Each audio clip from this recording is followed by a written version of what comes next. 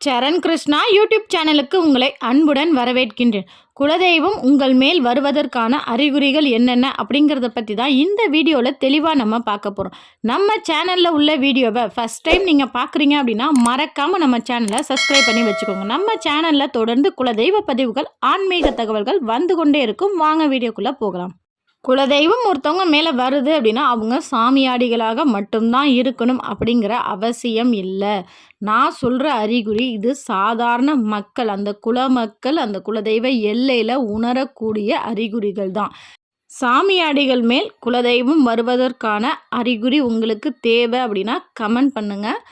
அதிக கமெண்ட்ஸ் வந்துச்சுன்னா கண்டிப்பாக அதற்கான தனிப்பதிவு உங்களுக்கு நான் கொடுக்குறேன். இது சாதாரண மக்களின் மேலே இவங்க சாமி ஆடிகளாக மாற மாட்டாங்க, சாமி ஆட மாட்டாங்க. ஆனால் அவங்க உடம்புல குலதெய்வம் எப்படி வருது, அதற்கான அறிகுறிகள் என்னென்ன அப்படிங்கிறது தான் இந்த வீடியோவில் தெளிவாக நம்ம பார்க்க போகிறோம். ஆண்கள் பெண்கள் இருவருக்குமே இந்த அறிகுறிகள் தெரியும்.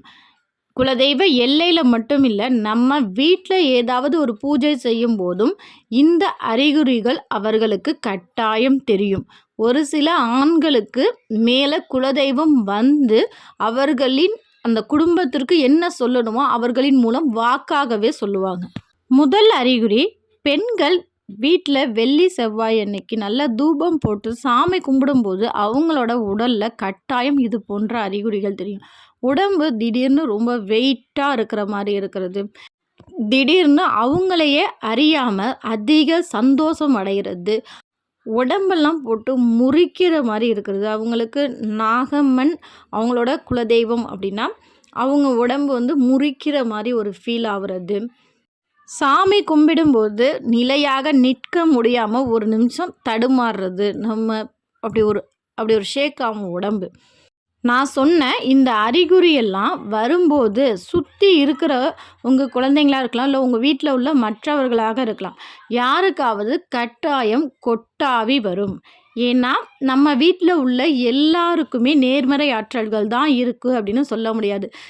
ஏன்னா குழந்தைங்கள்லாம் வெளில போவாங்க, ஆண்கள் வெளில போய் வேலை பார்த்துட்டு வருவாங்க, அவங்க மேலே உள்ள கண் திருஷ்டி, தீய பார்வைகள்லாம் எதிர்மறை ஆற்றலாக குலதெய்வம் வரும்போது அந்த கொட்டாவி மூலம் அவர்களுக்கு வெளியேறும். அடுத்ததாக உடல் சிலிர்த்து கொள்வது மற்றும் புல்லரித்தல்னு சொல்லுவோம். முடியெல்லாம் ஒரு மாதிரி புல்லரிக்கிறது, இதெல்லாம் வர்றது குலதெய்வம் நம்ம வீட்டுக்குள்ளே வராங்க அப்படிங்கிறத எல்லாராலையுமே உணர முடியும். உங்கள் வீட்டில் உள்ள சின்ன குழந்தைங்கள்லேருந்து உங்களுக்கு வரைக்குமே திடீர்னு உடம்பு வந்து சிலிர்க்கும், புல்லரிக்கும்.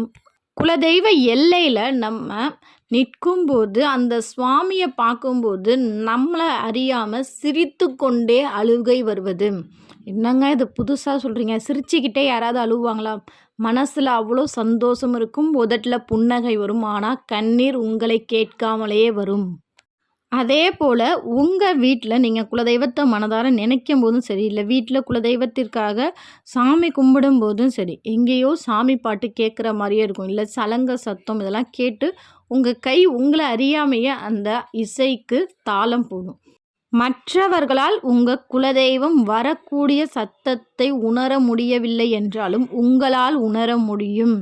அது நீங்கள் தினமும் பூஜை செய்யும்போது கூட இந்த உணர்வுகள் உங்களுக்கு அடிக்கடி தோன்றலாம்.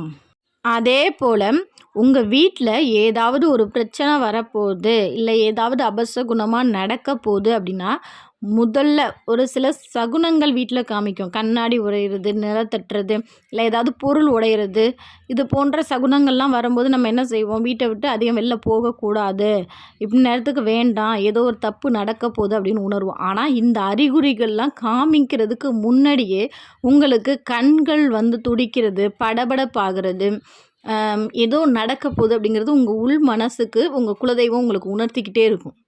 இத்தனை அறிகுறியும் இருக்குது, இருந்தாலும் ஒரு சந்தேகம் எங்களுக்கு இருக்குது, எங்கள் மேலே குலதெய்வம் இருக்கா அப்படிங்கிற ஒரு சந்தேகம் இருக்குது அப்படிங்கிறவங்க கண்டிப்பாக இந்த ஒரு அறிகுறி உங்களுக்கு இருந்துச்சு அப்படின்னாலே கண்டிப்பாக உங்கள் உடலில் குலதெய்வம் இருக்குது அப்படிங்கிறத நீங்கள் கட்டாயம் தெரிஞ்சுக்கலாம். அது என்னன்னு பார்த்தீங்கன்னா, ஒரு சில குலதெய்வங்களுக்கு ஒரு சில தீட்டுகள் ஆகாது. இப்போ உங்களுக்கு பெண் குலதெய்வம் அப்படின்னா பெண்கள் சார்ந்த தீட்டுகள் சேரும். அதாவது குழந்தைங்க வயசுக்கு வர்ற தீட்டு, குழந்தை பிறந்த தீட்டு இதெல்லாம் சேரும். ஆனால் இறப்பு தீட்டு அப்படிங்கிறது சேராது. உங்களுக்கு ஒரு ஆண் குலதெய்வம் அப்படின்னா இந்த பெண்கள் தீட்டும் சேராது, இறப்பு தீட்டும் சேராது. இப்படி நீங்கள் இந்த தீட்டு இருக்கும் வீட்டில் போய் சாப்பிட்டீங்க அப்படின்னா கட்டாயம் உங்களுக்கு ஏதாவது உடல் உபாதைகள் வரும். உதாரணத்துக்கு சொல்கிறேன் அப்படின்னா, உங்களுக்கு ஒரு பெண் குலதெய்வம், நீங்கள் ஒரு இறப்பு நடந்த வீட்டுக்கு போகிறீங்க. அந்த வீட்டில் ஒரு 30 நாள் இல்லை 16ஆம் நாள் காரியம் செய்கிற வரைக்கும் அது தீட்டு வீடாகவே கருதப்படுது. அப்போ நீங்கள் போகும்போது அவங்க ரொம்பவே கம்பல்சரியாக இதை நீங்கள் சாப்பிட்டே ஆகணும் அப்படின்னு சொல்லி ஏதோ கொடுத்துட்டாங்க. அதை நீங்கள் தெரியாமல் சாப்பிட்டீங்க அப்படின்னா வீட்டுக்கு வந்த உடனே கண்டிப்பாக உங்களுக்கு ஏதாவது ஒரு உடல் உபாதைகள் வந்துச்சு அப்படின்னாலே நீங்களே தெரிஞ்சிக்கலாம், நம்ம மேலே குலதெய்வம் வருது, நமக்கு குலதெய்வத்தின் அனுகிரகம் இருக்குது, அதனால தான் நமக்கு இது போன்ற விஷயங்கள் நடக்கின்றது அப்படிங்கிறத நீங்கள் தெளிவாகவே தெரிஞ்சுக்கலாம். கண்டிப்பாக இது போன்ற அறிகுறிகள் உங்களுக்கு இருந்துச்சுன்னா மறக்காமல் எங்களோட கமெண்ட் செக்ஷனில் ஷேர் பண்ணிக்கோங்க. மேலும் உங்கள் ஃப்ரெண்ட்ஸ் அண்ட் ஃபேமிலியில் யாருக்காவது இது போன்ற அறிகுறிகள்லாம் இருக்குது, அவங்க என்னமோ ஏதோன்னு பயப்படுறாங்க அப்படின்னா அவங்களுக்கு இந்த வீடியோவை ஃபார்வேர்ட் பண்ணி விடுங்க. கண்டிப்பாக இந்த வீடியோ உங்களுக்கு பயனுள்ளதாக இருக்கும் என்ற நம்பிக்கையில் மற்றொரு வீடியோவில் சந்திக்கிறேன். இந்த வீடியோ உங்களுக்கு பிடிச்சிருந்தால் லைக் பண்ணுங்கள், ஷேர் பண்ணுங்கள், மறக்காமல் சப்ஸ்கிரைப் பண்ணுங்கள். சரண் கிருஷ்ணா யூடியூப் சேனல். நன்றி, வணக்கம்.